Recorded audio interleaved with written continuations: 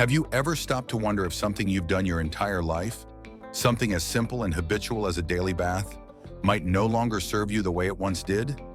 For those of us crossing into our 70s and beyond, the answers may be more surprising than you think. We've long been taught that cleanliness equals daily scrubbing, soap, and scalding showers. But what if those long-trusted rituals are quietly working against our aging bodies, compromising not only our skin, but also our safety, comfort, and even emotional well-being? As we age, the rules of personal care evolve. What once kept us fresh and vibrant may now leave us drained and vulnerable. And yet, there's great beauty in this shift.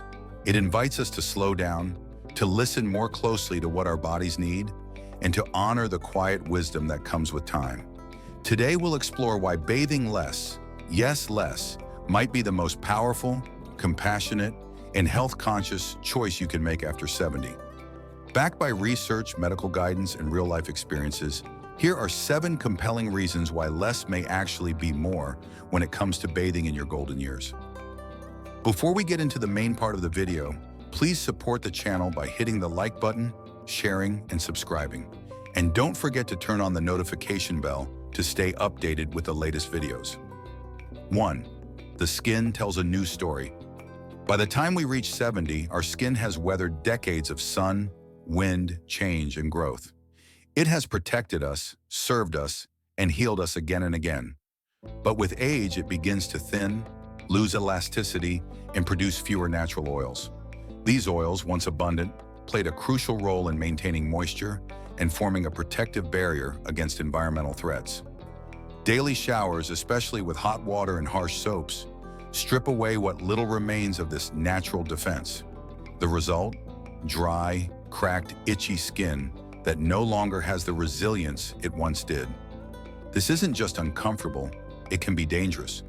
Dry skin can crack and bleed, opening the door to infection and inflammation.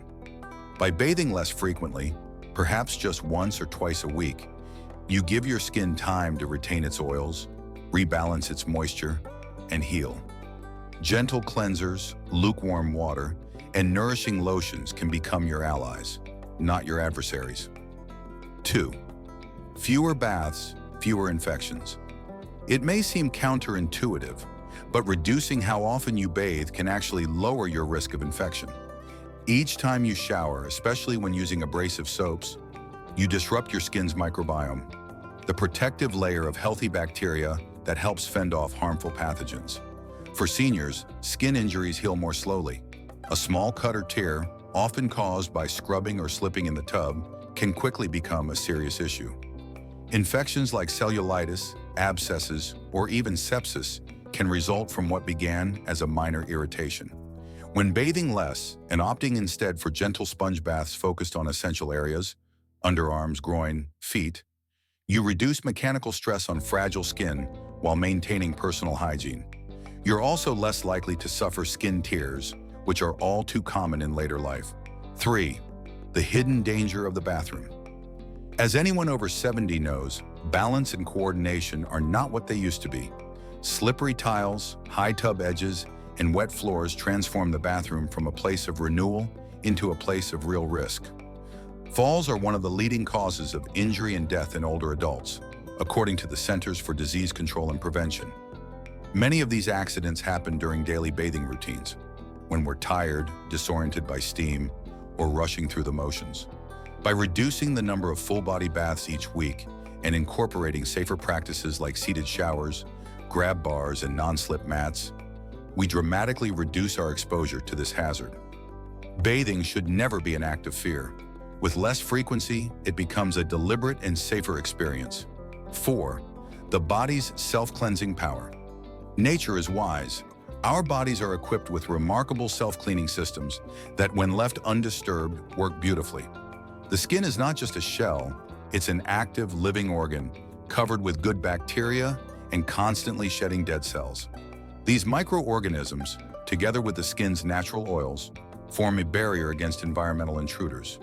When we bathe too frequently, we disrupt this balance, washing away not only dirt, but also the elements that keep our skin healthy. Instead of over-cleansing, we can rely on spot cleaning for high sweat areas, and allow the rest of our skin to do what it's meant to do. This isn't about giving up hygiene. It's about trusting our bodies and giving them space to thrive. 5. What the experts now recommend. Modern science supports this shift in perspective. Geriatricians and dermatologists alike are updating their recommendations to reflect the unique needs of aging bodies. According to the American Academy of Dermatology and other health authorities, bathing once or twice per week is sufficient for most seniors, especially when supplemented with regular hand washing, oral care, and fresh clothing. This approach is not about neglect. It's about adjusting to what our bodies truly need, rather than adhering to outdated routines driven more by habit than by health. 6. Energy is precious. Bathing is more than a physical task. For many seniors, it's a draining event. Standing for long periods, bending, reaching, toweling off, and dressing again can leave even the most resilient among us feeling exhausted. Daily baths can rob us of the energy we might have spent elsewhere, on a walk, a creative project, or time with a loved one. By scaling back the routine and making it more manageable, we preserve our vitality and open the door to more meaningful activities. For those with chronic conditions, mobility challenges, or fatigue, this can be the difference between a day of struggle and a day of joy. 7. Redefining hygiene with dignity and ease. The most radical idea of all may be this: hygiene isn't defined by how often we bathe. It's defined by how intentionally we care for ourselves. Wet wipes, hand washing, fresh clothes, brushing our teeth, and brushing our hair. These small actions add up. They keep us feeling refreshed, respectable, and confident without putting our bodies through unnecessary strain. In colder climates, in times of illness, or for those recovering from surgery or setbacks, alternatives to traditional bathing are not only acceptable, they're wise. These adaptations respect the body's changing abilities while honoring the deep human need for cleanliness and care. Conclusion: a new definition of clean. As we journey into our 70s and beyond, our needs change, and that includes how we approach hygiene. The daily bath, once a pillar of our routines, may no longer serve us the way it once did. But in its place, we can embrace something even more powerful: a routine rooted in respect for our bodies, our energy, and our evolving lives.